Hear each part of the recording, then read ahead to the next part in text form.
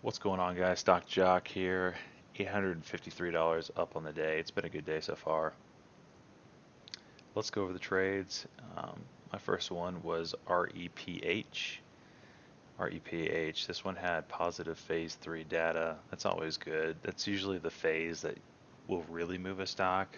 Phase 1, phase 2, positive data.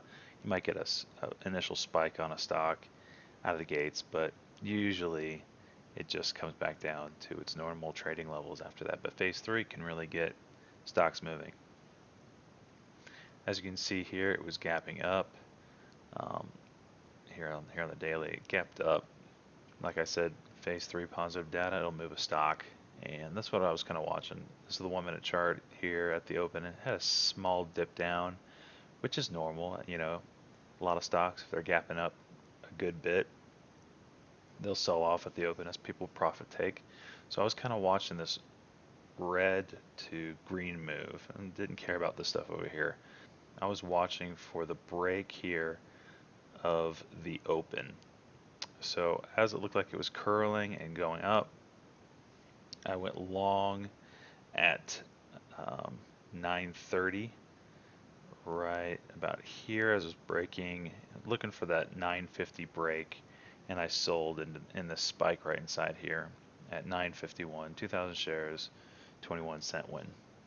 DAL was my next trade. This one was kind of alerted in one of the chat rooms I was in. The setup was really good, but this is just this is a point here that just because the setup looks good doesn't mean 100% of the time it's going to work out. And this is one of those times it didn't work out, and you just have to know if it doesn't go the way you're thinking it's going to go, you just need to be disciplined and get out of the trade. Here's the daily, and a huge run up, a little bit of consolidation, and then coming back up through here.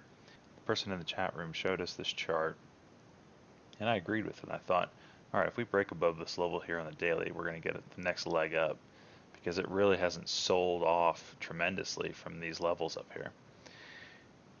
But today is a red day on the market, so going long on positions, you're going against the market, so to speak. The market wants to go red, you're trying to trade a stock green. So I had a couple things going for us on this trade. Huge move up, little bit of selling off, and then moving back up again. And then also on the 1 minute chart here, you had a pop, consolidation, and you have a higher low here. Here's one low, here's another low. So pop, a little bit of selling off, and pop again. And I was looking for it to break this level right here, 932. So as we're curling back up here, I got long on the candle over candle. A little bit of slippage here. I wanted to get in right around here, but it just did not. I didn't get filled in that area. Um, but I went long and got in at 49.31. And as soon as I bought, it popped up just like I thought it would, and then immediately it sold off. I was like, oh crap. So when that happens, it's not going how I thought it would. I'm looking to get out. So luckily, we did get a little bit of a pop up here, and I sold into this pop for basically a half-cent loss on 2,000 shares. I was happy to get out. It didn't do what I thought it was going to do, so when a stock does that, I just want to get out, cut my losses, and I'm glad I did because it just sold off the rest of the day. REPH was my next trade. This was a 5-minute candle over candle play. We just had this move up, consolidation, and I was looking for candle over candle. So as soon as it broke this level, 940 is when I was going to go long. And that's exactly what I did. You can kind of see on the 1 minute chart we had a little bit of selling off here. That would be inside these two candles. And then as soon as we broke 940, which is right here, look at this candle, right? So many other people were watching the same thing. 100,000 volume in 1 minute. Breaking that level and boom, took off from there. But unfortunately, I didn't make it all the way to 1016. I got in at 939 and I sold inside this spike for 943. And as I was hitting that sell button, I'm like, I really shouldn't sell right now. So I took my 5-cent win and left so much more on the table, but whatever. I was happy with the win. So DCIX, this is a shipper. As you remember from last week, the shippers were just in fuego. They were going nuts. Dries was leading the charge last week and the week before. Whoops. Dries, where are you at? Okay, look at this daily on dries. We go from a high of 515 all the way to a high of $102. I think she actually hit 120.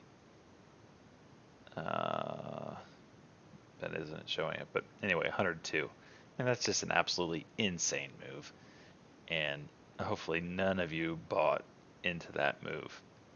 But anyway, um, so GLBS was the one that was leading the charge today, and whenever a shipper runs, I've noticed that DCIX follows shortly thereafter. So when I saw that GLBS was starting to make, I mean, it's up 100% today. It's just an insane move. I was watching DCIX for an entry. And the same thing goes for last week or the week before when DRYS was making those huge runs. DCIX would follow maybe 20 seconds behind. So it gave me an opportunity to get in. And that's what I did today. 1017, you can see right here the volume starting to come in. Well, that coincides with DCIX. Look at this, 1017 volume starting to come in. So what people were seeing is they're saying, hey, shippers are starting to run again. I'm going to get in one that hasn't gotten out of control yet, and that was DCIX. So I got in at 4:30, right inside here, and I sold basically 5 cents later, but it took off, and I missed the peak of it at 4.65. Basically left 30 cents on the table, but I was happy with a 5 cent win. I didn't know it was going to just take off like it did, but again, just building up a nice pile of cash for me today. It was a nice win. So PZRX was the next trade. Notice kind of you had a flat top here, and you had a low pop up, a higher low in through here. And I was looking for this move to break the high day and move up. So I went long here at 259 as we're popping through this level, and I wanted to see it break this candle back here and just go up. But what happened is we had a quick pop to 270, and I tried to sell, above my, I think the bid was at, somewhere in the 255 range, something like that. I'm sorry, 265 range. But I sold for a penny win at 260. Got in at 259, got out at 260, and it just looked like sellers came in huge. It felt real heavy. So I was lucky to get out for a penny win because immediately after that, it just kind of sold off, and I was glad to get out. You know, basically even, whatever. I made 10 bucks on the trade. So DCIX was my next trade. Again, GLBS was going nutso. So this is the one I was wanting to trade. I got in looking for, we had a pop, a sell off, and then I was looking for this pop to continue on this way.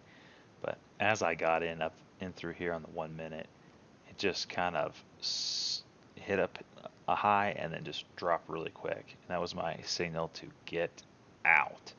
So I got in at 483, and as soon as you got up there, yes, it was basically a top tick.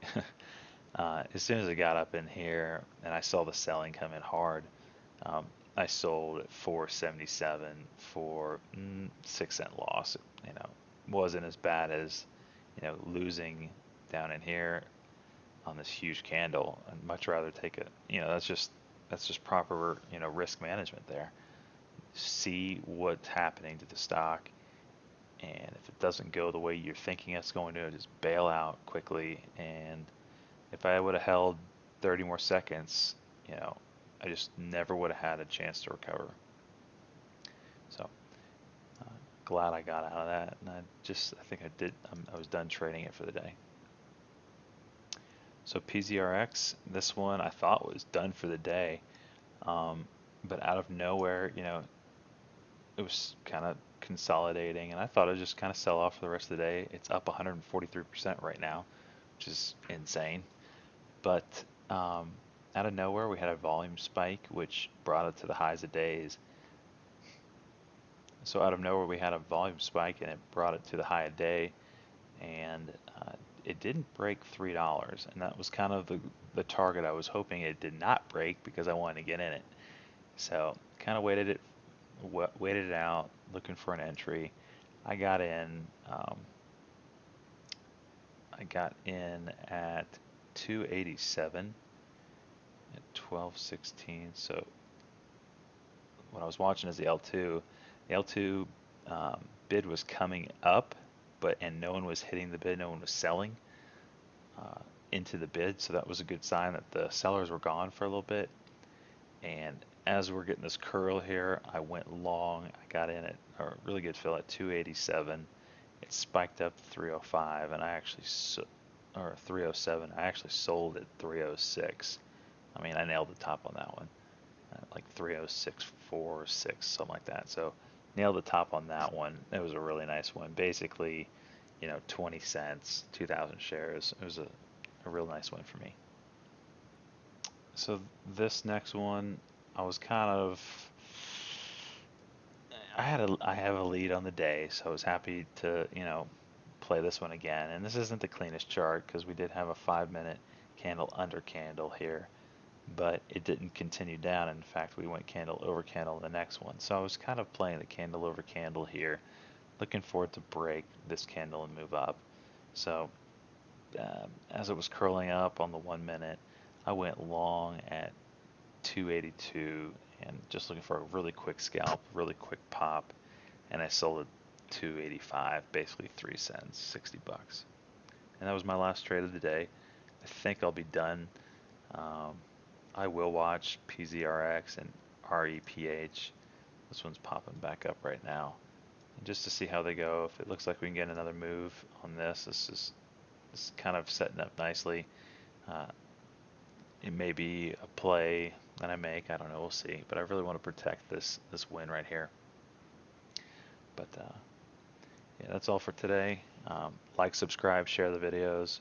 Comment down below if you have any questions. You can find me on Google Hangouts at stockjocat@gmail.com.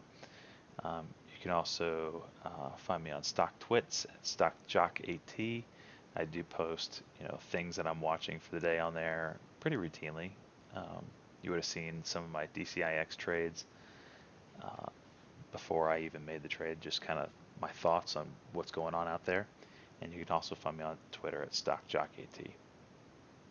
Also, if you're doing any shopping on Amazon for Cyber Monday or any of the holidays, if you wouldn't mind using the link down in the description below, that'll take you over to Amazon, and anything you purchase, uh, I'll get a very small percentage, and it just goes to help out the channel. So if you're shopping on Amazon and want to help out the channel, click the link in the description below before you do your shopping, and it would be much appreciated. All right, I'll see you in the next video.